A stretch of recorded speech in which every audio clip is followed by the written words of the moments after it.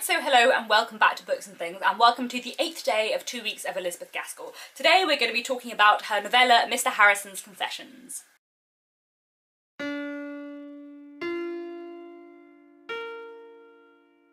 Chapter 1. The fire was burning gaily. My wife had just gone upstairs to put baby to bed. Charles sat opposite me, looking very brown and handsome.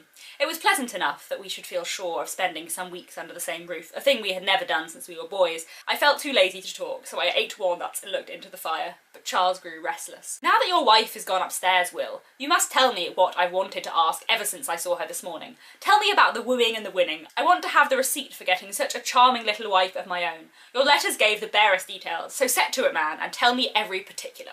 Mr. Harrison's Confessions is a novella by Elizabeth Gaskell and it was first published in 1851. It's relatively short, it's about 29,000 words.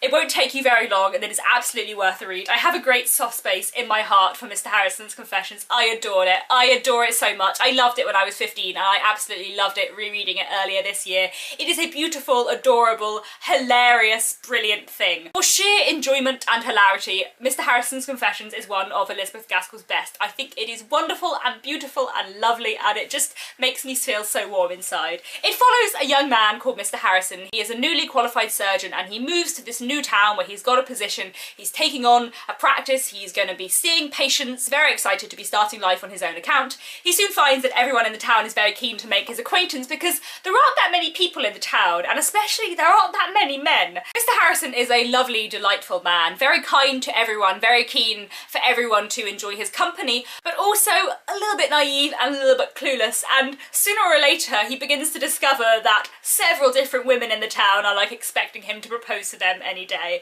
It is very, very funny, very, very enjoyable. I love Mr. Harrison as a character because he is so sweet and kind and well-meaning that he just doesn't really understand what's going on around him in a kind of way where you just want to like pat his head and give him a hug. I also enjoy that of the women that there are various rumours connecting him with, they all have sort of different motivations, either for liking him and wanting to marry him or for other people around them thinking that he ought to be marrying them, and I find that really interesting, and the different plot lines there are really interesting to explore sort of different women's position in society and in that town. I think it is a wonderful, wonderful novella for exploring life in a small town in the Victorian period.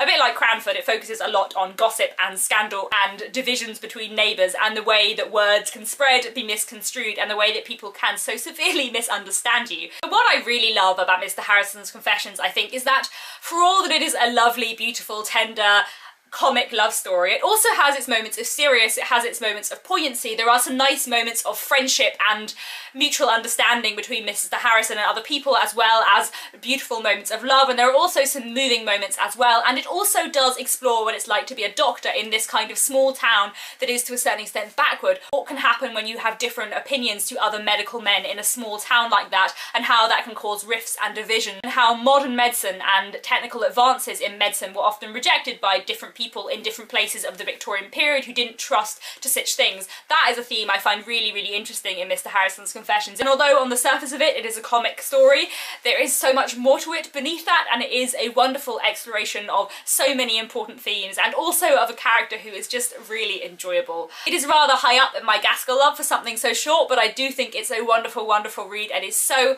thoroughly enjoyable and so engaging, and a really beautiful, lovely story that has, as I said, a real hold on my heart. There is also a TV adaptation of it. It was adapted to screen along with Cranford and My Lady Ludlow in the BBC miniseries in 2008 called Cranford, and that makes me so utterly happy because a novella of 29,000 words, in general, that's not something that's ever going to be adapted to screen, but it is beautiful to see it adapted to screen, especially because one of the things I really like about that TV adaptation is that they combine the narrator of Cranford with a character in Mr. Harrison's Confessions in a way that I think is clever and very effective, and also it is funny and enjoyable to watch on screen, and it fits quite well with the society of Cranford. It is a wonderful, enjoyable book, one I would highly recommend. It is very short, as I said, it won't take you much time, and it will be time well spent. Thank you very much for watching. Please let me know down in the comments if you have read Mr. Harrison's Confessions and what you thought of it, and I'll be back tomorrow to talk about another Gaskell book.